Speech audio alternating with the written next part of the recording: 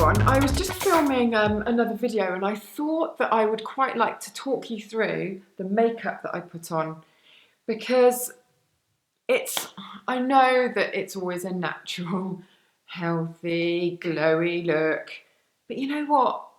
That's what I wear, and I think that's what a lot of people wear, and there are so many different products and product combinations that make up that look, and there are so many good products out there that I'm just going to keep on telling you about them.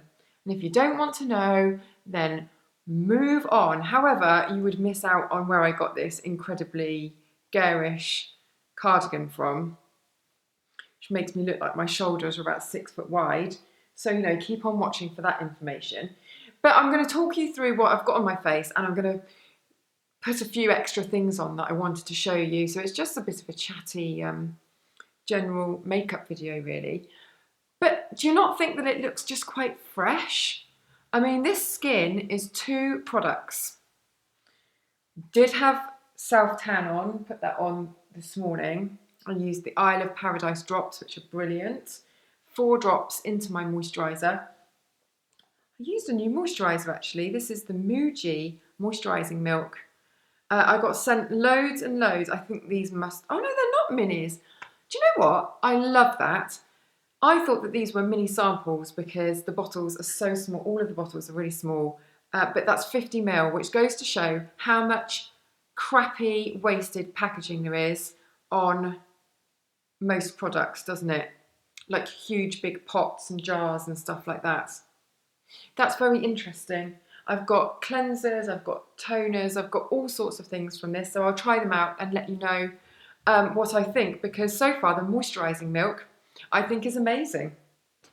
But let's get on, shall we? So the first thing that I've used in this look is the Pure Hydra Fluid, and it's the Water Serum Foundation.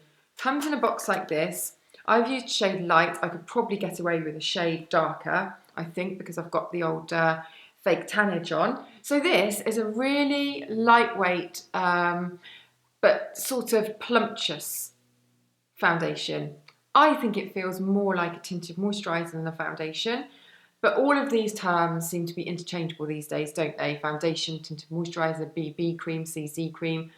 There are so many different textures and finishes and coverage levels that I think you almost can't really tell what you're going to get just from the name of the product, so you just need to try it. But this one I think gives really nice coverage, I feel, which you'd expect from a foundation. I don't particularly feel like I need an extra concealer over the top, although I'm going to show you an amazing one in a second, and just applies really, really seamlessly. No sort of sticking to dry patches or anything like that. Doesn't feel greasy. I haven't felt like I've needed to powder, but on the other side of that little coin, it feels very comfortable and hydrating on the skin. I wore it yesterday as well and lasted all day pretty much, so I'm very pleased with that. Nice plumpy, dewy one for the summer. Obviously not as dewy as the Charlotte Tilbury Flawless Filter, which I think is just one of the most amazing things to have ever been invented. Should we pop some of that over the top, because I just can't get enough of this. But you know, not everything can be Flawless Filter. We need other things as well, don't we? Just get a little mirror. Finished my skin off with Chanel AW18. Now, they launched this years ago. It's amazing. It's one of those products that I used for years, or a year or so, and then so many other things needed testing. It just got put into my drawer of things that I love that I rarely get to go in because I'm always testing new things. So I retrieved it recently because I remembered how good it was. They're Healthy Glow powders, and they do different shades that are, you can either use the same shade as your skin tone as a very beautiful finely milled setting powder that doesn't dull your skin, or you can go a few shades down like I do with this one, shade or 2 down. This is shade 30, and you can use it as a very low-key bronzer. Bobbi Brown powder brush, and just using it almost, not like a contour powder, but in the contours. So I'm not really bronzing myself, I'm just giving my face a bit more definition. And I love that look. I think that it's very Kate Mossy. Kate Mossy, that should be an adjective, shouldn't it? Oh, Kate. So many posters of Kate Moss when I was in my late teens, when she did the Calvin Klein adverts. Do you remember those? The CK1. I love that advert. So yeah, that's all I've done on my skin. And don't you think? I just think, what else does it need? I think it looks brilliant. What else did I do? Mascara was the Clarins Supra. But another thing that I want to show you, because this is a new discovery, I have never been able to get to grips with this mascara. It's the Dior Show Pump and Volume. It's basically the thickest, tariest mascara I've ever used. However, if you're going from desk to party, or whatever the phrase is, that I hate, day to evening, whatever, you get to the end of the day and you want to transform your lashes, or you want a second coat, ridiculous volume thing, then because I'm useless at false lashes, I'm always on the lookout for something that will just be ridiculous. You know, it will give ridiculous volume. Because I do think that it gives your eyes a nice lift. A good mascara, if you've got knackered eyes, it just sends everything upwards, doesn't it? Don't you think? So that is a really, really good one. Recommend. I'm going to do a post on it.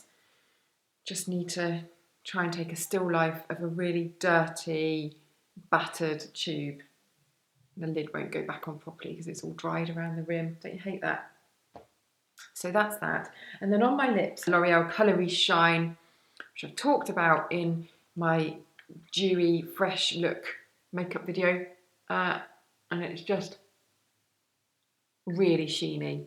Look, really shiny. Do you remember those pearlescent lipsticks that everyone used to get? I used to go to my local chemist and everything was pearly.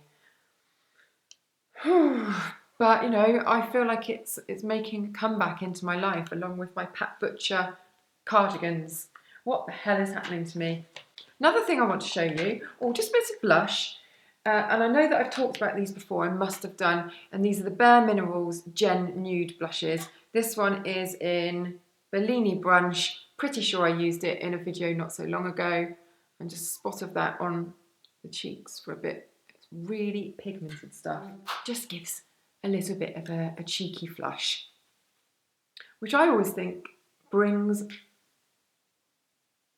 the skin alive a little bit, really. And if you're looking tired, it's better than bronzer. Putting a little bit of rosiness, a bit of a flush just here underneath the eyes makes them look less tired. I just wanted to show you this Trish McEvoy stuff because it is so weird but amazing.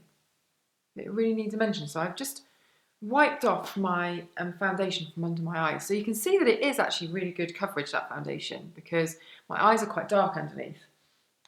But this is the Face Perfector from Trish McEvoy, and it's Correct and Even, and it's like the most opaque concealer you can ever imagine. There is no seeing through this concealer. It's like putting on another layer of skin, and it's got an almost sort of rubbery, not rubbery, elastic finish to it. It's very odd. It's like sticking something over your skin, like a patch or something. You can't see through it. I have the wrong shade here because I fake tanned my face. This will be a tiny bit too light. You need the tiniest amount. If you go overboard on this, you have to take it back off again. So I'm just dotting it on. And then I'm blending it with my finger. And I can almost feel it. I don't know whether anyone's ever, I was going to say worked with latex then. I don't know whether anyone's ever sort of seen rubber being formed, or what am I trying to say? This has just got that, it's got like a rubberized quality. It's really quite bizarre and spectacular. But if you wanted to cover incredibly dark circles and you didn't want any creasing into fine lines and you didn't want anything that sort of set dry, This stays feeling really comfortable all day, and it just feels like elastic on your skin. So your eyes move, your under eyes move, and the product moves with it. I really don't know how to explain it any better than that. It's far, far too light at the moment for my face, but I'm hoping that that actually helps show you how it's sitting. Does it? Or do I just look insane? Although I have to say, a little bit of patting and faffing around, and I think that looks pretty perfect. I just think it's amazing. Love that product. It's just really unusual. Last thing, I just wanted to show you this new little palette that comes out, I think, in a few weeks. It's from the Chanel Autumn Winter collection, and it's all about matte textures. So there's matte jumbo lip crayons, which are amazing, by the way. And the one in, I think it's called Discretion, but I could have completely made that up, is like the most brilliant nudie peach colour. I took a photo of it yesterday, so I'll pop the picture in on the screen now. But it's lovely, and it's really long lasting. It's matte, glides on beautifully, doesn't feel dry. Love it. But this is the eyeshadow palette from the collection. And interestingly, Chanel collectors will love this. It's got matte packaging, so there's no glossy shine to that lid. And this is the matte quad in 308. It's almost like a contour palette for your eyes. So I'm using that shade here. I'm just to show you what it's like, I'm just going to pop it to the outer edge of my eye, up to the brow, and give that sort of sexy smoked look, easy smoked look. So yeah, look, there are two lighter shades there, and then this one's really good as base. Sort of don't see the point in this one. I never see the point in those really pale, chalky eyeshadows. Unless they've got a bit of a sheen to them, because then they seem to give a nice sheen to the lids. But these just feel like chalk to me, so for that one. But then it's got a slightly darker one, that's a nice deep one, so you could do a bit of a detailing in the corner of the eye, or really smoke out along the lash line.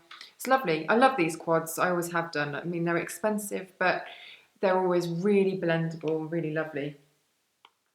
And on the whole, good shade choices, apart from that little chalky number. So yeah, that's what I've got on my face.